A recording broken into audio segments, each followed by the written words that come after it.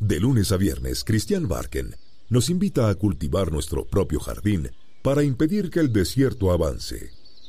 Una hora de autocultivo intensivo, con conversaciones, historias, viajes, pensamientos. Un viaje a la palabra lleno de asombro para desenterrar los tesoros que nos esperan en nuestro propio jardín a la hora del regreso a casa. En Pauta 100.5 FM, aquí comienza Desde el Jardín.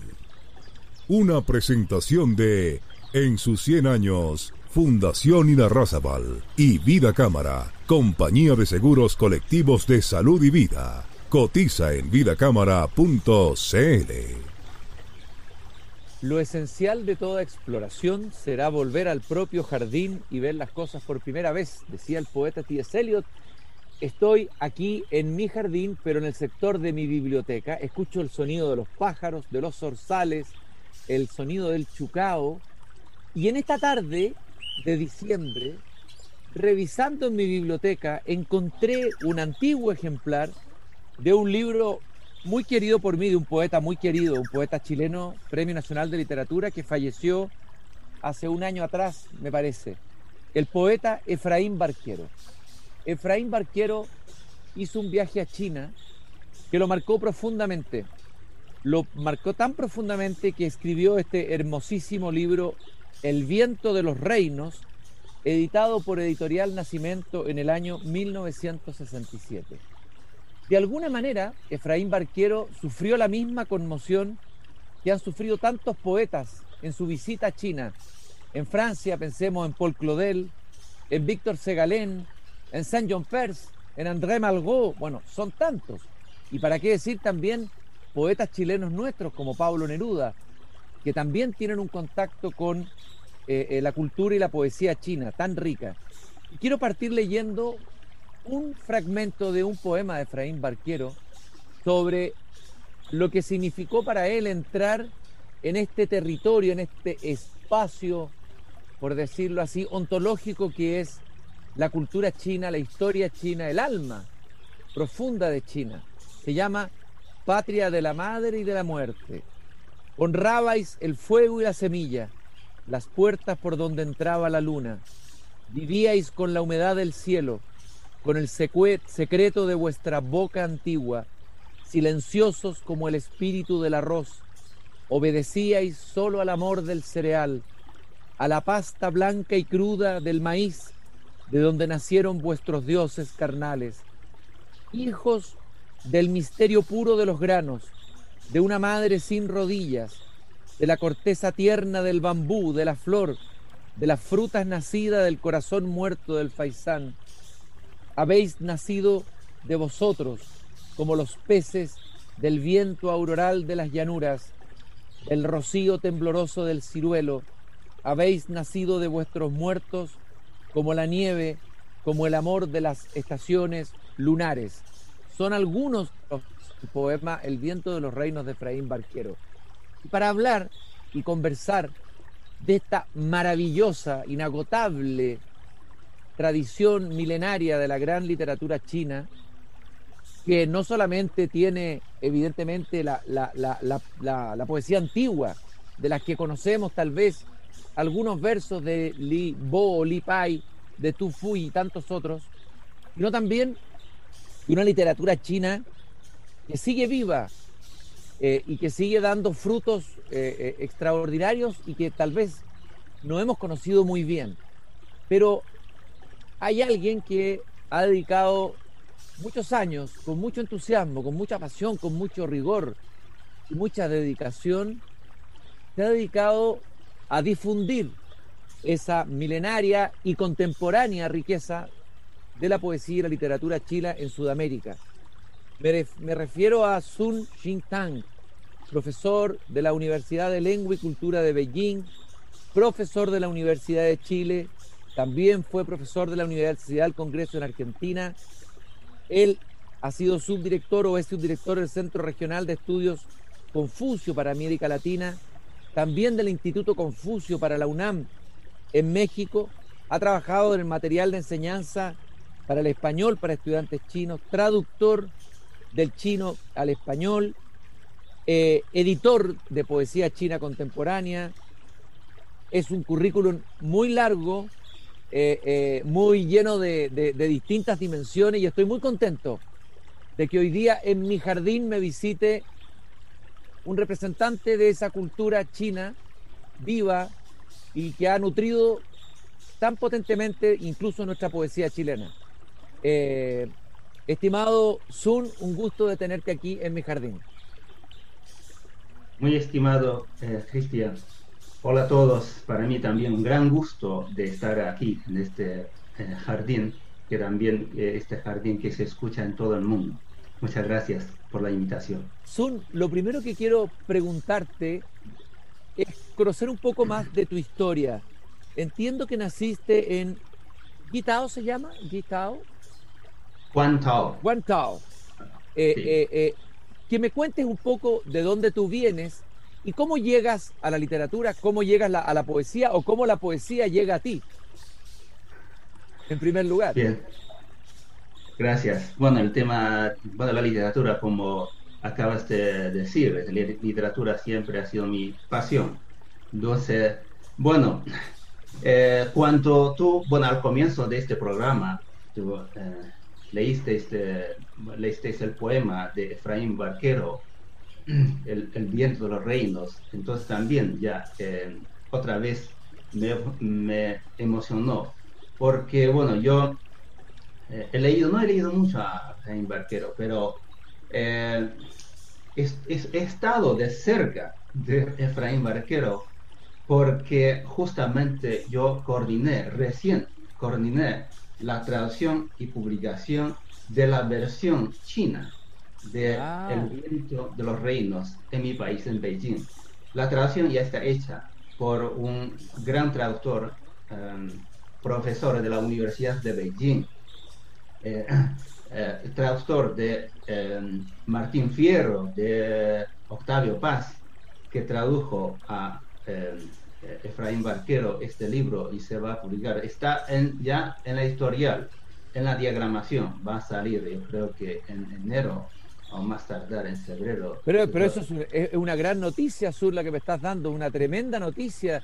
No sabes cómo me alegra, yo soy gran admirador de Barquero, estuve muchas veces con él, lo entrevisté también. Encuentro maravilloso que los lectores chinos puedan leer la poesía de Barquero.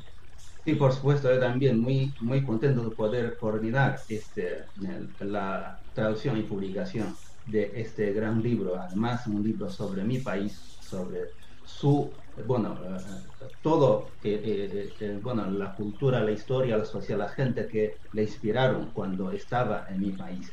Bueno, entonces, ya, yo entonces quiero volver a la pregunta que me hiciste. Entonces, la primera pregunta es que, sí, yo nací en el condado, se llama, el condado Guangzhou, que es un lugar, hoy en día es una ciudad pequeña de unos como 300.000 habitantes, pero forma parte de una región, de una ciudad o un distrito, una región que se llama Hantan.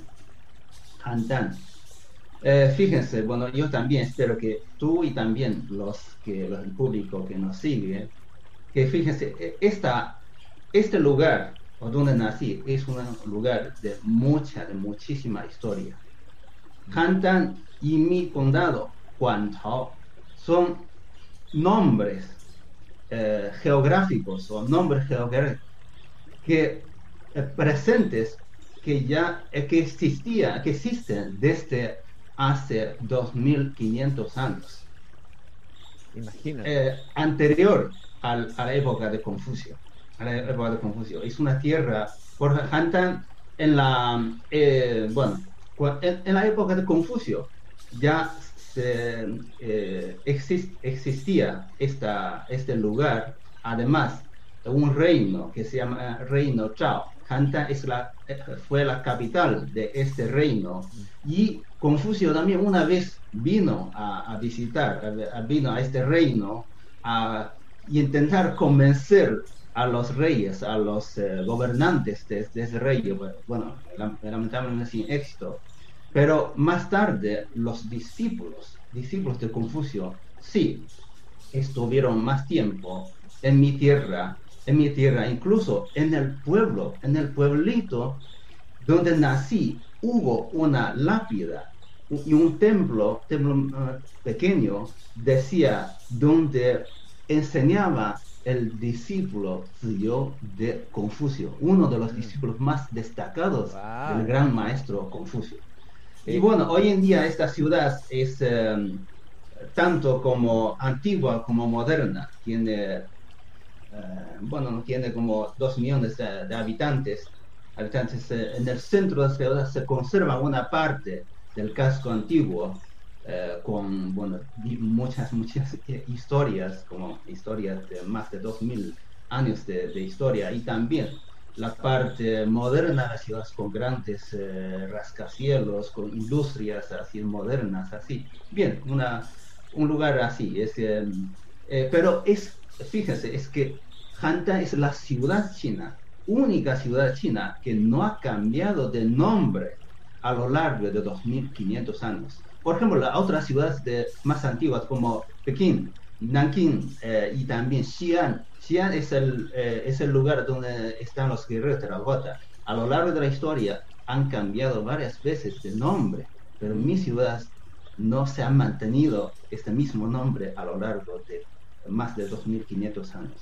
Me imagino, Sun, que esa historia, el hecho de que esta ciudad conserve su nombre y de alguna manera conserve su pasado, tiene que marcar a alguien que ha nacido en ese lugar con tanta historia, porque es a ver, la noción del tiempo que tenemos nosotros. Chile es un país adolescente, es como un país niño al lado de China. Hasta Estados Unidos es un país adolescente al lado de China. Me decía el presidente Ricardo Lagos, el expresidente a quien entrevisté, que ha estado varias veces en China, Sí. que cuando invitaron al expresidente Trump a China, cuando llegó al palacio donde estaba el presidente de China, la sensación, decía Lago, era que era un adolescente, el presidente Trump, de un país muy adolescente, que estaba mirando este palacio, que era una historia, que era otro tiempo, era otra noción del tiempo. O sea, me imagino que los chinos tienen una visión de la temporalidad, del tiempo muy distinta a nosotros. Sí, efectivamente, bueno, lo que acabas de decir es muy interesante. Bueno, en muchos lugares de China, si, por ejemplo, si tú paseas por el casco antiguo frente a los monumentos históricos, te da la sensación de que ya este es bueno, transmite esa sensación histórica, esa antigüedad, la civilización, ¿no? La civilización. Eh, bueno, antigua, que queda como contigo bueno, en este mundo que estás. Pero sí, la visión o la cosmovisión de los chinos, claro, eso se ha fortalecido, se ha consolidado a lo largo de la historia con las grandes enseñanzas, por ejemplo, de Confucio, de Lao Tse, de Mencio, de muchos filósofos, sobre todo en esa época que se llama el periodo de primavera y otoño. Ese periodo de primavera y otoño empezó desde el siglo XI antes de nuestra era hasta el siglo V antes de nuestra era. Fue una época, sobre todo en el siglo VI, como en China, en aquel entonces, se produjo una generación total de grandes maestros, grandes filósofos como Confucio, Lao Tse, como su discípulo Mencio también. Eso, una época coincidió con el concepto formulado por un historiador alemán, cuyo nombre no me acuerdo. Dice que ese siglo alrededor del año 500 antes de nuestra era, es el eje, ¿cómo se llama? La era del eje de la historia china, porque coetáneamente en el mundo nacieron como Confucio, nacieron Lao Tse, nació también Sakyamuni, nació, bueno, Sócrates, nació, también nacieron las profetas del Medio Oriente. En China, ellos fueron estos grandes maestros, los filósofos, los pensadores. Entonces, sentaron los fundamentos como de la civilización en China. Creo, Bueno, y muchos quedaron como legado hasta nuestras fechas. creo, Sun, que el filósofo alemán del que hablas es Karl Jasper. Karl Sí, sí. Jasper habla del tiempo axial, el El tiempo concepto de, parcial, sí. claro, que coincide en distintos puntos del planeta, que hay como un florecimiento del pensamiento y de la conciencia. Cuando tú nombras a Lao Tse, cuando nombras a Confucio, cuando nombras a Mencio, a mí me parece que estamos ante unos gigantes del pensamiento. En Occidente tendemos a ser muy occidentalocéntricos, pensando que la filosofía solo existió desde Grecia.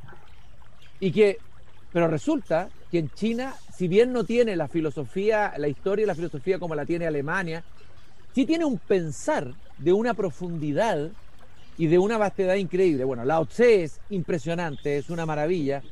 Confucio también. Y quería detenerme en Confucio un minutito, porque, por ejemplo, hay un poeta norteamericano, Ezra Pound, que recoge mucho a Confucio y lo introduce en su poesía.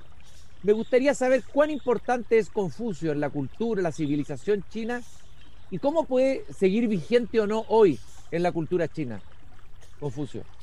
Una gran pregunta, entonces, porque hablando de Confucio, entonces, claro, eso yo creo que se puede dedicar, no sé, horas, días incluso para eh, hablar, para como debatir sobre la importancia, el papel de Confucio y también sus doctrinas como el confucianismo a lo largo de la historia china, para la civilización, la cultura china y también su legado también muy vigente en la China de hoy. Bien, en palabras resumidas, primero Confucio es como un filósofo que eh, eh, un filósofo, un educador y también un gran como artífice de de las grandes literaturas, obras literarias chinas. Primero, educador, filósofo. Entonces, Confucio, bueno, como es el que dejó su legado como confucianismo. En el confucianismo hay muchas enseñanzas, por ejemplo, lo que hoy se dice, se habla mucho, es como el buen gobierno, la meritocracia, eh, la buena conducta de cada persona, la formación personal y también muchísimas cosas que forman parte de este confucianismo. Además, este confucianismo, a partir del siglo primer siglo antes de nuestra era, se convirtió en la como ideología oficial de China, entonces que dura hasta nuestras fechas, porque hoy el Partido Comunista China también adopta muchos conceptos del confucianismo en en las doctrinas del del partido y también para la gran unión de la nación, de la nación. Como educador, entonces, Confucio fue uno de los, si no es el más, pero sí el más grande profesor, maestro en la historia china. Como él en su, bueno, es que antes de los años 50, Confucio, no, antes de la edad de los 50 años, Confucio viajaba, recorría los diferentes reinos de aquella época y intentaban convencer a los reyes, a los gobernantes para que adopten bueno, sus conceptos, pero no le hicieron caso. Entonces, después de llegar a 50 años, se dedicó a la enseñanza, a la educación. Dicen que Confucio tuvo un total de 3.000 discípulos, de los cuales 72 sobresalieron. Entonces, si Confucio no llegó a ser ningún como un político, un político Sí. importante, un funcionario, mejor dicho, un funcionario Eh, importante en su vida, sus discípulos sí, de los 72 varios llegaron a ser ministros, primer ministro y de los reinos. Entonces, estos discípulos suyos extendieron y enaltezaron enseñanzas doctrinales de Confucio. Y de esta manera, bueno, varios, 3 siglos, 4 siglos después, el, el confucianismo se convirtió en la ideología oficial, entonces, hasta nuestras fechas. Y, y también eh, Confucio como eh, una, ¿cómo se dice? Eh, una, como persona. Entonces, que sus, eh, sus enseñanzas, sí, siguen muy vigentes, entonces, ¿cómo se dice? Eh, Perdón, tengo que detenerme un no, no poco importa, para no, pero sí, despejar la mente, así. se entiende muy bien, ¿no? Se entiende muy bien. Ajá. Yo te quería interrumpir un minuto, Sun, permíteme mientras tú piensas en la traducción. Tú, en un artículo tuyo que escribiste sobre la pasión de los chinos por la poesía, que comparte con Chile, es decir, Chile, bueno, China con mucho más historia, evidentemente, pero China y Chile tienen en común que la poesía ha sido un elemento cultural, interior, muy profundo y muy potente, ¿ya? Y tú citas a Confucio en ese artículo que tú escribiste, que dice Confucio, sin estudiar poesía, uno no puede hablar, dice Confucio. A mí me impresionó mucho esa frase y me gustaría que nos explicaras cuál ha sido el papel de la poesía en la cultura china, porque uno piensa, no sé, en la dinastía Tang, y se da cuenta que a los burócratas, a los funcionarios para contratarlos tenían que saber escribir poesía, algo que hoy día nos parece increíble, impensable. ¿Cuál ha sido el papel de la poesía en la cultura china y por qué llega a decir Confucio esta frase memorable, sin Sí. estudiar poesía no se puede hablar? Sí, justamente, Cristian, este es el tercer punto que quería señalar, bueno, de Confucio como gran literato, como no solo gran literato, sino como artífice, recopilador de los grandes textos literarios de la antigua China. Él, bueno, este es uno, sin estudiar poesía, no sabe hablar o no puede hablar. Está en las Analectas de Confucio. Las Analectas de Confucio, eh, eso fue una como recopilación de sus discípulos, para anotar las enseñanzas en clase de Confucio. Pero Confucio,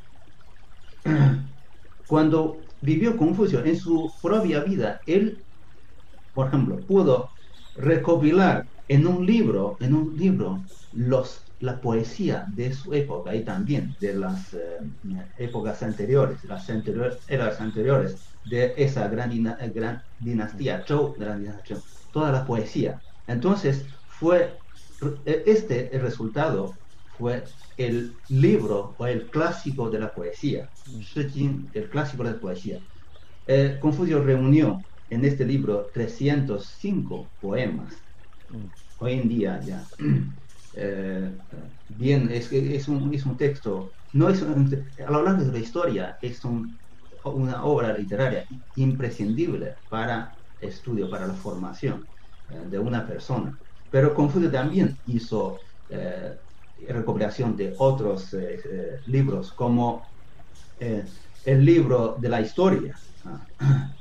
Fue el libro de la historia también, el libro el libro de la primavera y otoño, todo. Él hizo cinco libros clásicos que a lo largo de la historia han sido temas, han sido obras eh, necesarias e imprescindibles para la formación de una persona y también para como el estudio, la escritura y también bueno, para ser un buen, bueno, un literato, un poeta. Entonces eso imprescindible. Además, Confucio destaca el papel de la poesía en la formación de una persona. Aparte de esto, dice que cuando enseña como gran maestro, educador, profesor, eh, siempre exigía a sus discípulos que la poesía, hay que estudiar la poesía, estudiar porque eso es imprescindible para la capacidad lingüística, mejor dicho, habilidad lingüística de una persona. Y esto queda como legado para las generaciones posteriores. Así que, entonces, de esta manera, la poesía ha podido, o sea, ha sido una cosa fundamental para los chinos. La poesía es como la propia historia china. Entonces, uno no puede en sus estudios, en su educación, incluso en su función como un funcionario, incluso como un gobernante, a decir verdad, a lo largo de la historia china, varios emperadores han sido poetas, buenos poetas, algunos. Entonces, la poesía tiene este papel tan importante para la formación de una persona y yo creo que también es la continuación, perdón, hasta la dinastía, incluso hasta la dinastía Song, el siglo XIII, por ahí, siempre la poesía, en los géneros literarios, la poesía fue como, mejor dicho, primaba en la historia china, porque en otros géneros como la narrativa, el teatro, prosperaron mucho más tarde. Fue la poesía que como un hilo conductor en la historia china hasta bueno, el siglo XXI. Incluso en la última dinastía china, un emperador que se llama Qianlong escribió 40.000 poemas en su vida. Imagínate, Poemas. impresionante, Sí, eso. impresionante. Ahora, esto que tú estás diciendo nos ilumina a nosotros los chilenos que tenemos tan buena poesía, pero no la hemos colocado en el lugar central que merece. O sea, la poesía debería estar en el centro de la educación, en el centro de la formación. Creo que tenemos mucho que aprender de cómo en China, en la historia china, en la cultura de la civilización, la poesía ha ocupado esa centralidad. Te quiero citar estoy hablando con Sun Shitan, profesor de la Universidad de Lengua y Cultura de Beijing, profesor de la Universidad de Chile, traductor, divulgador de la poesía contemporánea china y la literatura contemporánea. Hay un monje que se llama Hai Kong, pero fue un monje japonés que vivió en China, pero que se imbuyó de la poesía china. Y él escribió un tratado de poética que se llamaba Los tesoros ocultos tras el espejo del Wen. Y él dice algo muy interesante, dice que en un poema la idea del poeta se combina con el paisaje que describe, ¿ya? Así, la idea se encarna en un paisaje, pero a la inversa, el paisaje aflora en una idea, ¿sí? O sea, la maravilla para mí de la poesía tradicional china es este juego entre la naturaleza y el poeta, como si la naturaleza entrara en el poeta y el poeta entrara en la naturaleza, como que no hubiera una separación. Y me imagino que eso debe ser muy difícil de traducirlo. No sé si eso te hace alguna resonancia o te parece significativo o no, Sun. Sí, por supuesto. De verdad, Cristian, lo que dices es muy importante en la poesía china, porque en la poesía china, desde el clásico de la poesía, siempre los versos, las estrofas parten de un elemento natural del paisaje, de una cosa, de una planta, de un animal, y entonces el poeta, el autor empieza a adentrar esas cosas en su propio mundo poético, y con esto transmite su emoción, su sensación, su sentimiento, etc. Eso, incluso lo que dijiste, es tan presente en los poemas de Wang Wei, por ejemplo. De Wang Wei también, es de la dinastía Tang. Se le considera como el poeta, ¿cómo se dice? El poeta Buda, porque entonces une muchas cosas, el ser humano con la naturaleza y también todo ese ambiente que está muy armoniosamente compaginado o combinado en un poema, pero muy corto, un poema suyo. Así. Sun, vamos a seguir conversando de esta fascinante literatura china, también vamos a hablar de la literatura china contemporánea. Quiero irme a la pausa con un poema de Pei Di, que es del Círculo de Wang Wei, que tengo en esta hermosa edición de Colección Cruz del Sur, que dice: cae el sol, se levanta el viento en los pinos, vuelvo a casa, se disipa el rocío en la hierba, la luz de las nubes invade mis huellas, el turquesa de los montes acaricia mi ropa. ¡Qué maravilla! ¡Qué sensibilidad, qué delicadeza, qué refinamiento el de la poesía china es! A mí me conmueve y no sé, me parece que es una de las poesías que ha logrado expresar mejor la naturaleza de ninguna de las poesías de todas las tradiciones mundiales. Vamos a seguir conversando con el profesor de la Universidad de Beijing, también profesor de la Universidad de Chile, Sun Xintang, quien gentilmente ha accedido a venir a conversar y a traernos poesía y literatura china a nuestro jardín. Recordarles que el auspiciador del programa es Vida Cámara, compañía de seguros colectivos de salud y vida de la Cámara Chilena de la Construcción, simples, sostenibles y digitales. Conoce los seguros en vidacámara.cl y nos acompaña también Fundación Errázuriz en sus 100 años. Sun, regresamos en unos segundos. Perfecto, gracias.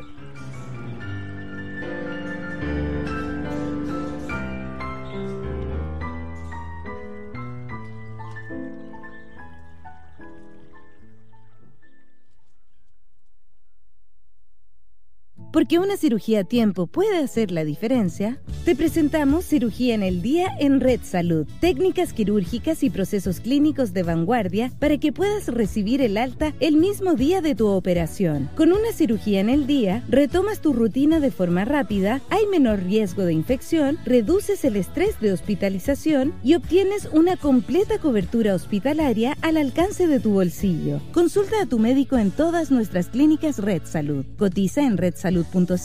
Red Salud, mejor salud para Chile. 550. Cotiza 100% online. El seguro complementario de salud para empresas entre 5 y 50 trabajadores. Con este beneficio, tus trabajadores podrán reembolsar sus gastos médicos de forma adicional a su ISAPRE o FONASA. Cotiza e infórmate en www.vidacámara.cl. 550. Un producto de Vida Cámara, compañía de seguros colectivos de salud y vida de la Cámara Chilena de la Construcción. Seguimos conversando desde el jardín con Cristian Barken en Pauta 100.5. Una presentación de En sus 100 años, Fundación Irarrázaval y Vida Cámara, compañía de seguros colectivos de salud y vida. Cotiza en vidacámara.cl. Rodeado de flores, bebo solo ante un jarro de vino. Alzando la copa convido a la luna. Con mi sombra somos tres. Aunque la luna no puede beber y mi sombra en vano me sigue, las tomo por compañeras transitorias.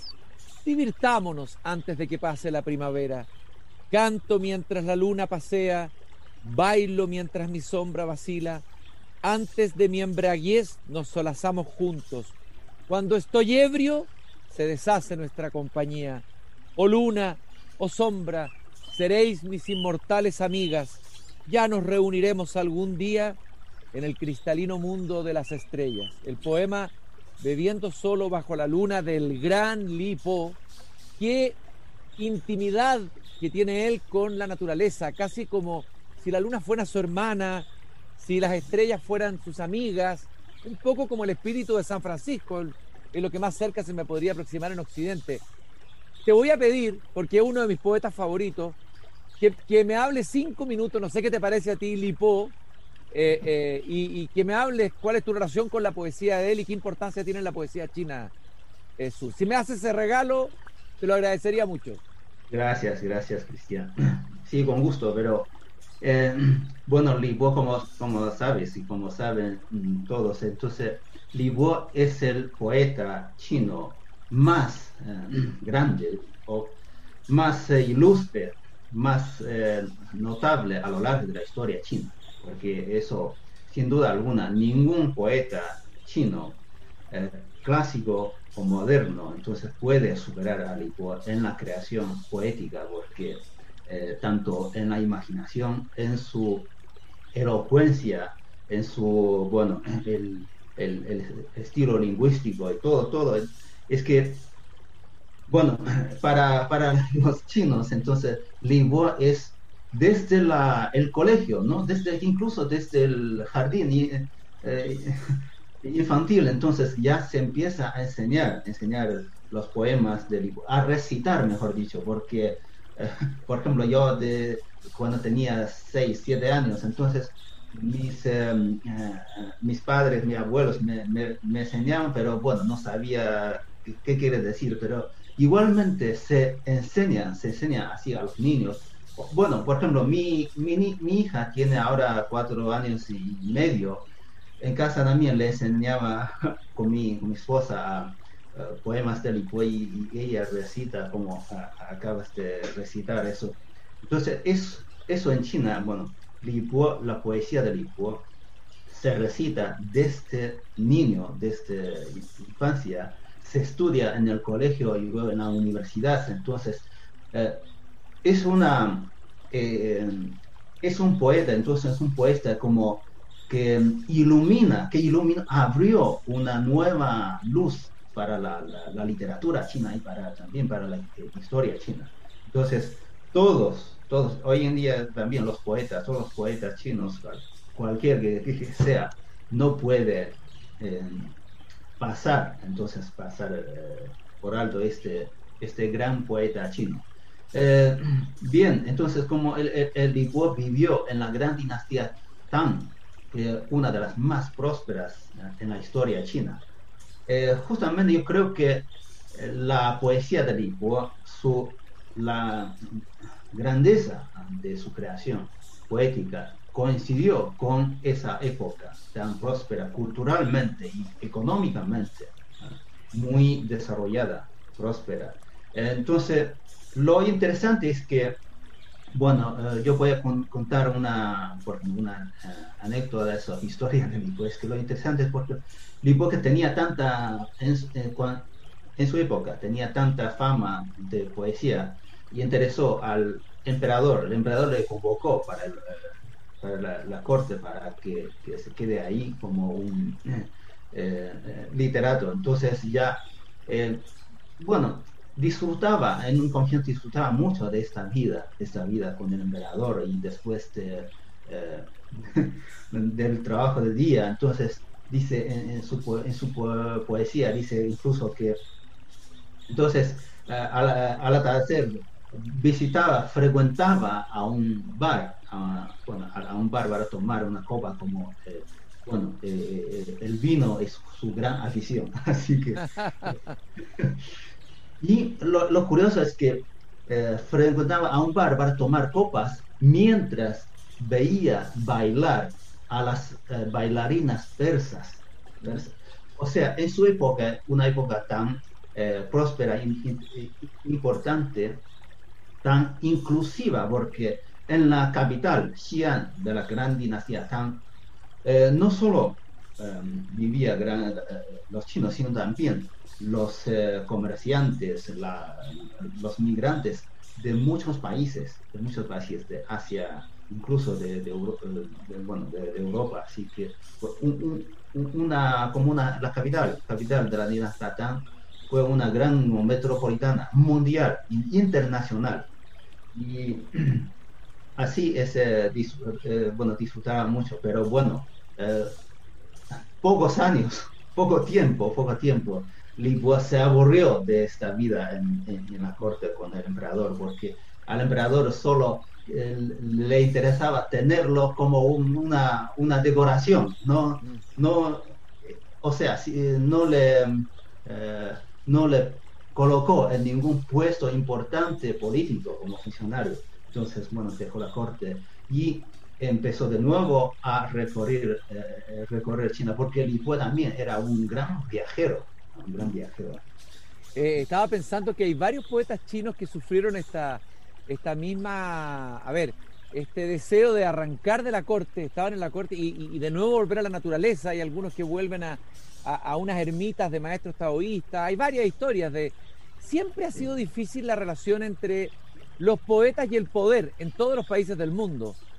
¿Cómo se ha dado esa relación entre poesía y poder en la historia china? Desde esa época hasta ahora. Hay momentos, me imagino, más difíciles de conflicto, momentos de apertura, momentos de cierre.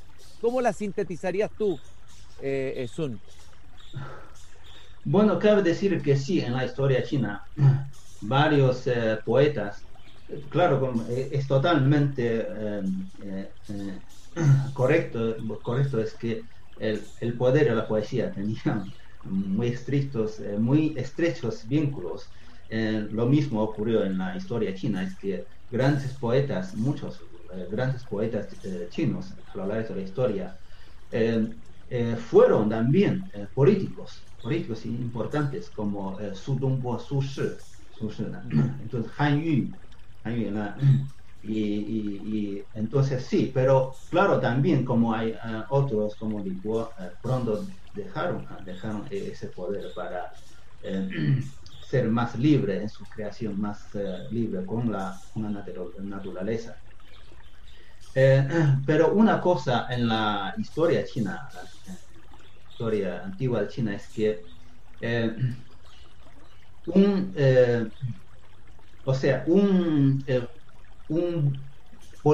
gran político o alto funcionario, si sabe o si es también bueno en la creación poética, si sabe cómo escribir poesía, entonces va a tener mucho más facilidad en su función, en ganarse el favor del emperador, por ejemplo. Eso sí, tenía mucho vínculo. Incluso, bueno, en China los grandes políticos muchas veces querían lucir su talento a través de los poemas. Y también los grandes literatos, los poetas, muchas veces ocuparon cargos importantes en la política. Imagínate, incluso en China se le considera, y es verdad, que Mao fue un gran poeta también. Sí, yo tenía en mi casa, mi papá tenía un libro de poemas de Mao Zedong y yo lo leí, lo conocí como poeta. Cuando era niño leía un libro de poemas que había ahí, un poeta chino que se llamaba Mao Zedong, y después descubrí que era un gran político. Incluso hay un encuentro, una conversación entre el poeta chileno Gonzalo Rojas, que se juntó con Mao Zedong en el año 1959 y probablemente conversaron de poesía. No sé de qué habrán conversado, pero debe haber sido muy interesante esa conversación entre el poeta chileno Gonzalo Rojas y Mao Zedong. Sun, te quiero hacer una pregunta ahora sobre en qué está la poesía contemporánea china. Ya vimos toda la tradición, tú has traducido a los poetas contemporáneos, los has difundido. Acabamos de comentar ese número de la revista de la Fundación Pablo Neruda, los cuadernos, que realmente es un número notable. Hay muchos poetas muy interesantes. Pero así, ¿qué ha pasado con la poesía china? A ver, ¿se vincula con esta tradición? ¿Rompe con esta tradición? ¿En qué está la poesía china hoy, la poesía contemporánea? Bien, bueno, también una muy buena pregunta, gran pregunta, porque bien, yo también con gusto voy a contestar así. primero, la poesía china actual disfruta de muy buena salud, o sea, con un gran desarrollo, grandes logros, mucha prosperidad. Por ejemplo, en China anualmente se publican de manera impresa en editoriales, se publican unos 4.500 títulos de poesía al año. Pero eso sin considerar las publicaciones digitales, solo digitales que no aparecen de manera impresa, en línea muchos se pueden descargar, bueno, se pueden leer. Hay muchos proyectos de publicación digital de poesía china, entonces son nuevas creaciones, y existen centenares de revistas de poesía china que no dejaban de publicar poesía de la creación de los poetas actuales también. Y también, bueno, muchos eventos que se organizan entre poetas, entre organizaciones, sociedades, asociaciones de poetas, de poesía, etcétera, muchísimo. Yo a veces, me imitan, perdón, sí. Tengo entendido que, por ejemplo, en redes sociales los poetas chinos son muy activos. Efectivamente.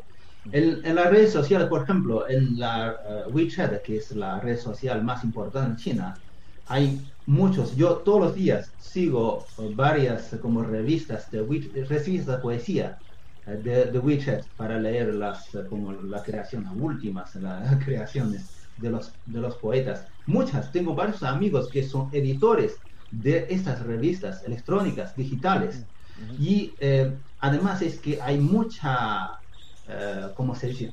Mucha dinámica en estas revistas, en los eventos electrónicos, porque hay publicación, hay comentario, crítica, reseña, se organizan recitales, se organizan premios, así que es muy dinámica en la poesía china actual, en las redes sociales.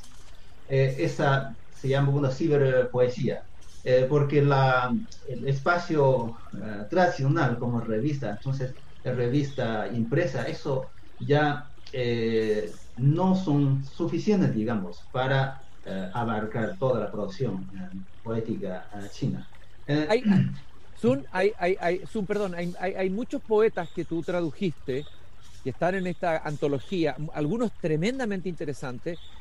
No podemos hablar de toda la historia porque tendríamos que ocupar 20 programas para hacer la historia de la poesía china, por lo menos.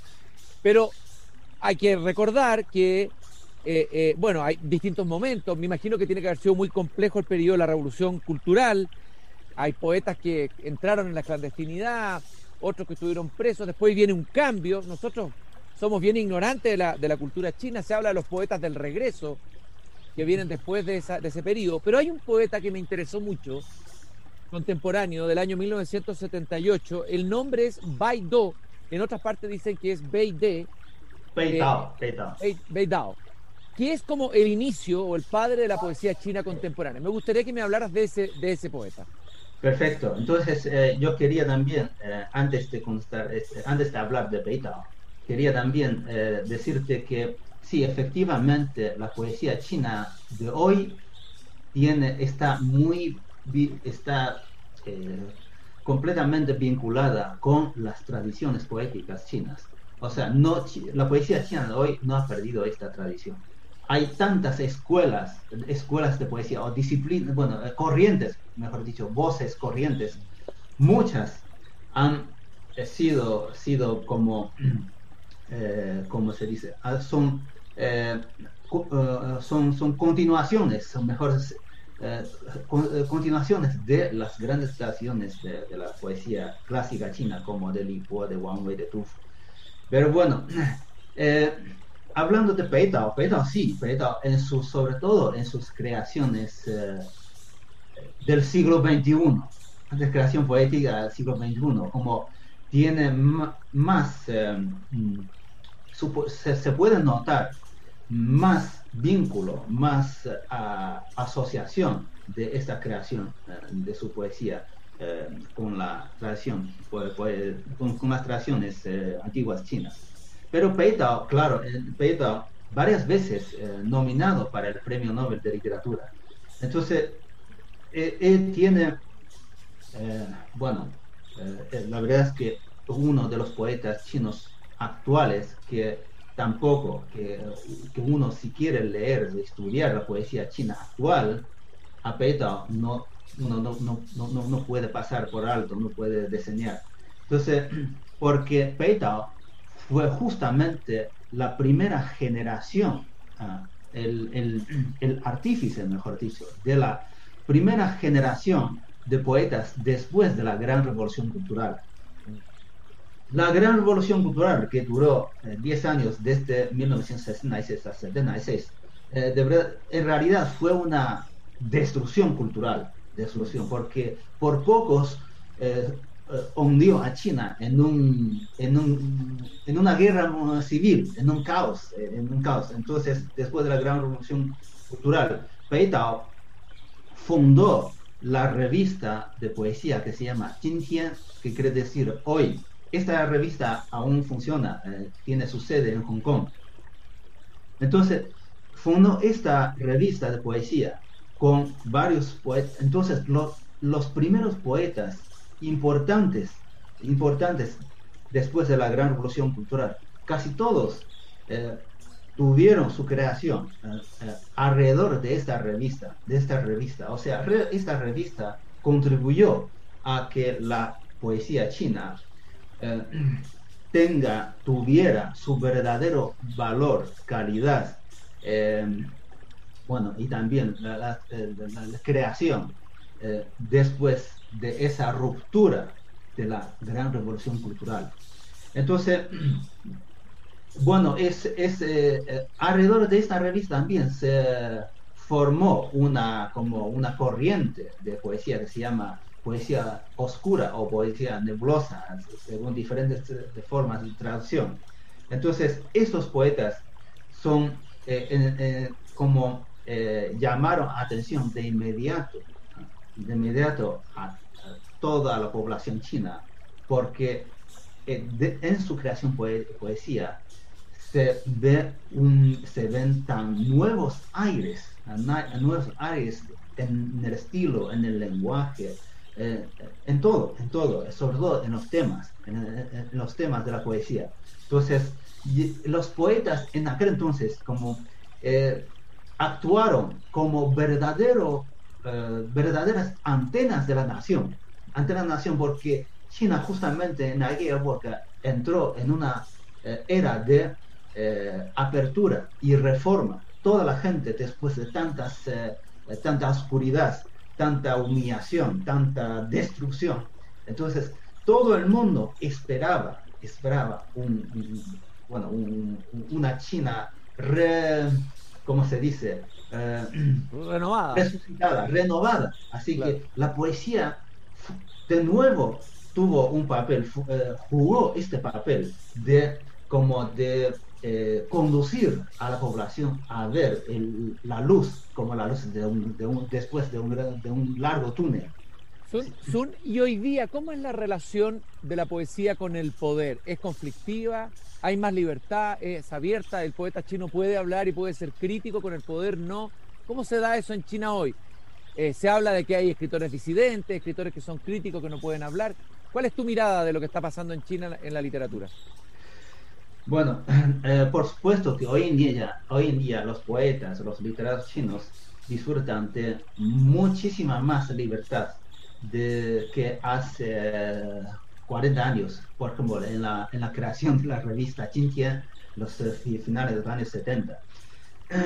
Entonces, en la poesía, sobre todo, yo creo que en la poesía hay muchísima libertad en cuanto a la producción, a la creación. Acabo de decir que hay tantas voces, corrientes poéticas en China, hay de todo. Hay unos que tienen miradas muy críticas contra la sociedad, contra el sistema. Entonces se puede leer sin problema. Entonces, en este número especial dedicado a la poesía china contemporánea de la revista Cuaderno, el último poema se titula Los peldaños inferiores del pueblo chino. Este poeta Isa también muy importante, muy famoso en China. Entonces, en su poesía siempre, bueno, se ve una crítica, una ironía, una, incluso una sátira hacia la sociedad, hacia el sistema. Eso sí, está en China, pero sí, también hay también, como se dice, escritores disidentes. Sí, eso más bien existe en la narrativa. En la narrativa esto se ve más porque algunos libros no se pueden publicar en la China continental, pero sí se puede publicar en Hong Kong y en otras partes. Entonces sí existe, pero en la poesía rara vez no se ve esta cosa. Tú has hablado, Sun, ahí de Hong Kong 2 veces. A ver, se habla del espacio chino. El espacio chino cultural incluiría China continental, Hong Kong y Taiwán. ¿Cómo es la relación entre esas 3 realidades? ¿Cómo dialogan los poetas de Taiwán con los poetas de China continental? ¿Hay diálogo, hay flujo? ¿Comparten un mismo espacio o son realidades distintas? En la poesía hay un fluido diálogo, una continua conversación sobre todo entre la poesía china continental y entre la de Taiwán. Entonces se organizan muy diversos eventos en cuanto a la poesía. Yo también incluí a una poeta taiwanesa en este número, Yan Ailin, una poeta taiwanesa muy buena. Entonces, hoy en día, por ejemplo, hay muchos poetas taiwaneses que publican sus obras en la China continental y viceversa también. En la política sí, hay cosas difíciles, pero en la poesía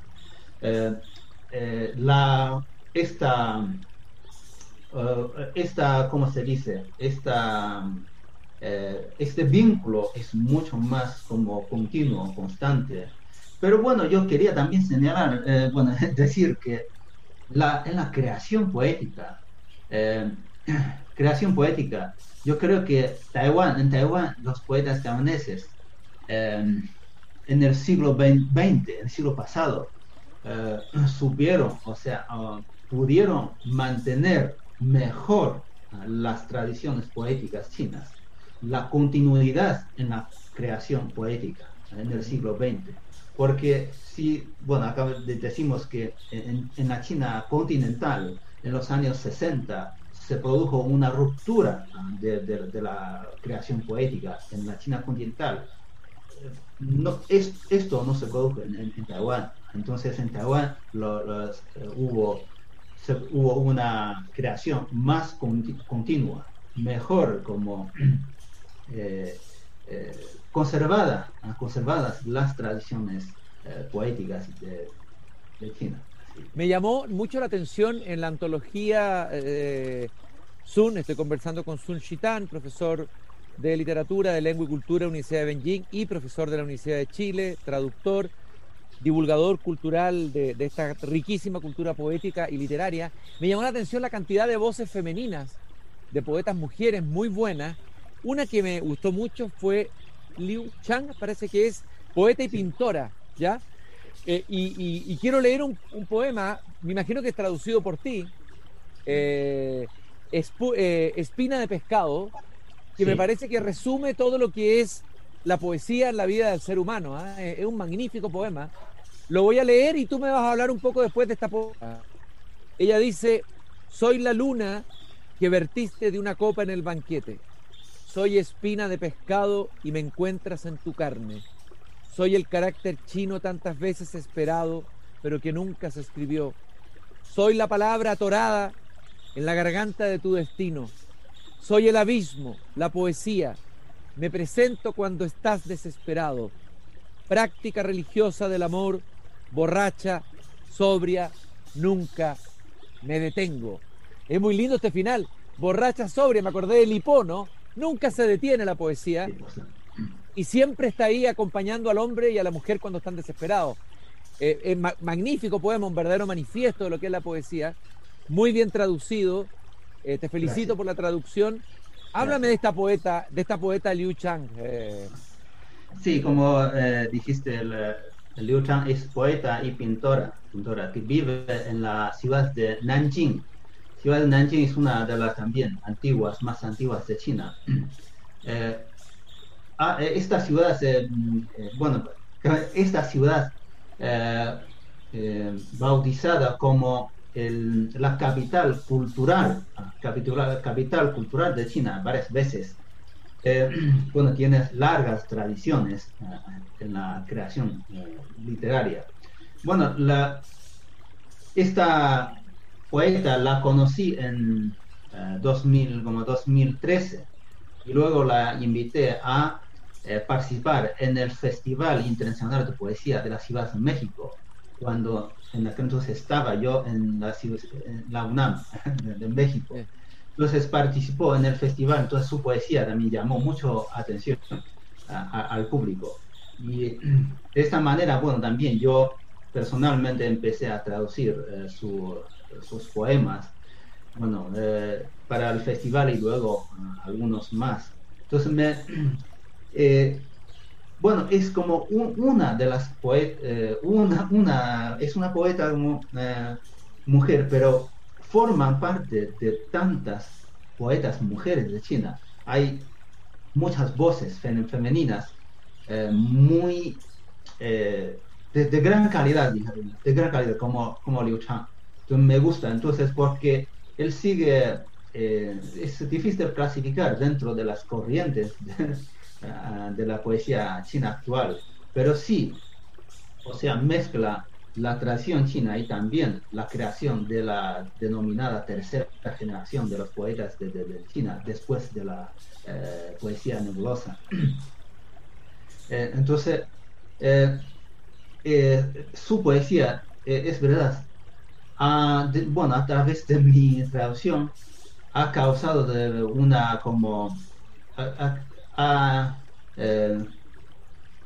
he recibido también comentarios como acabas de poner tú, y también comentarios de otros lectores, otros poetas. Entonces, es una poeta bastante como humilde,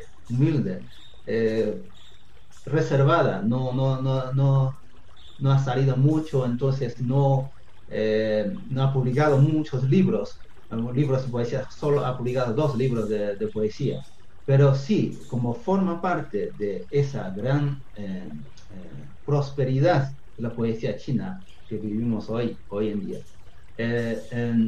Entonces, no es como en China, lo que también es que me interesa que te haya llamado la atención, porque en China no es un poeta muy comentada,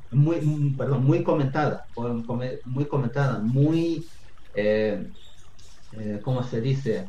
Que mueve en muchos lugares, muchas revistas, muchos eventos. Pero sí, yo creo que lo que me llama y también a ti te llama la atención es su calidad poética. Sun, ha sido para mí muy enriquecedora conversación. Primero que nada quiero agradecerte tu trabajo. Para nosotros un regalo que tú estés en Chile. Estás en Chile ahora, ¿no es cierto? Sí, en Chile, en Santiago. Sí. Ya llevo 6 años. 6 años. Es un regalo para nosotros los chilenos, los que amamos la poesía y hemos amado la poesía china, que haya alguien de tu sensibilidad, de tu riguroso trabajo. Te felicito, tienes que seguir haciendo este trabajo muy importante, que se siga difundiendo esta poesía, se siga conociendo y se abra este diálogo poético entre los dos países donde la poesía es tan importante. Quiero recordar la amistad que tuvo Pablo Neruda con el poeta Ai Ching. Yo creo que ese es un hito muy importante de diálogo poético y que debiera volver a repetirse en este intercambio, en este flujo, porque la poesía finalmente conecta el alma de los pueblos, ¿no es así, Sun? Efectivamente, y estoy totalmente de acuerdo. Muchas gracias por la invitación. Ha sido un verdadero gusto, placer de estar en este programa contigo para esta conversación tan agradable, tan amena. Y también que quería, por último, decir que estoy, mi pasión literatura y también la traducción literaria, y también traduzco de español a chino. Y también yo puedo decir orgullosamente que he traducido a unos escritores, poetas chilenos al chino y publicado en China. Y así que mi papel, yo creo que a mí lo que me gusta es un intercambio, no solo traducir la poesía china al español y a publicar aquí, sino también un intercambio mutuo, bilateral, o sea, también llevar la poesía, la literatura chilena a mi país para que se conozca más ahí. En fin, acabo de publicar un artículo en China, en un periódico de China titulado Siguiendo los pasos de Pablo Neruda y Ai Qing.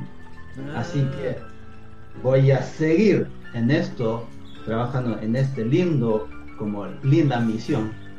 Y espero que en el futuro, no sé, dentro de un par de años, volver a hacer el programa con más logros, en cuanto a la poesía, a la literatura. No, Zoom, vas a volver antes porque todavía quedó mucho por conversar. Gracias. Así que me vas a permitir que te invite de nuevo muy pronto porque hay muchos temas que quedaron ahí y que creo que es fundamental que se sigan difundiendo a través de los medios de comunicación. Así que este jardín está abierto para la poesía y la cultura china, desde luego. Quiero agradecerle a Sun Shitang, profesor de la Universidad de Lengua y Cultura de Beijing, de la Universidad de Chile, un activo traductor, divulgador de la cultura y la poesía china. Muchas gracias, Sun. Gracias, Cristian. ¿Te quieres despedir con algún verso que tú recuerdes, algo de la poesía china, tal vez en chino, que nos puedas regalar? Sí, por supuesto. Entonces, yo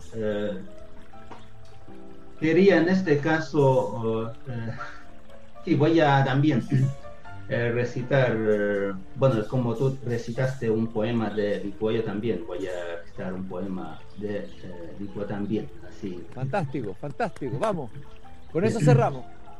Con esto, se llama Jing Ye Si, como añoranza en una noche tranquila. Jing Ye Si, 床前明月光，疑是地上霜。举头望明月，低头思故乡。 Qué hermoso, qué sonoridad, que cerré los ojos y ya estaba en el paisaje interior chino. Muchas gracias, Sun, un gran gusto haberte tenido aquí en el jardín. Igualmente, muchas gracias. Hasta muy pronto. A todos ustedes que nos escucharon también, muchas gracias. Nos encontramos de nuevo mañana abriendo la verja de este jardín. Recordarles que este programa cuenta con el auspicio de Vida Cámara, compañía de seguros, colectivos de salud y vida de la Cámara Chilena de la Construcción, digitales simples y sostenibles. Conócelos en vidacámara.cl y también Fundación Errázuriz en sus 100 años. Hasta mañana. Es hora de entrar y cerrar la puerta por hoy. Mañana, Christian Barken nos invita a volver a salir al aire libre para cultivar las ideas y las palabras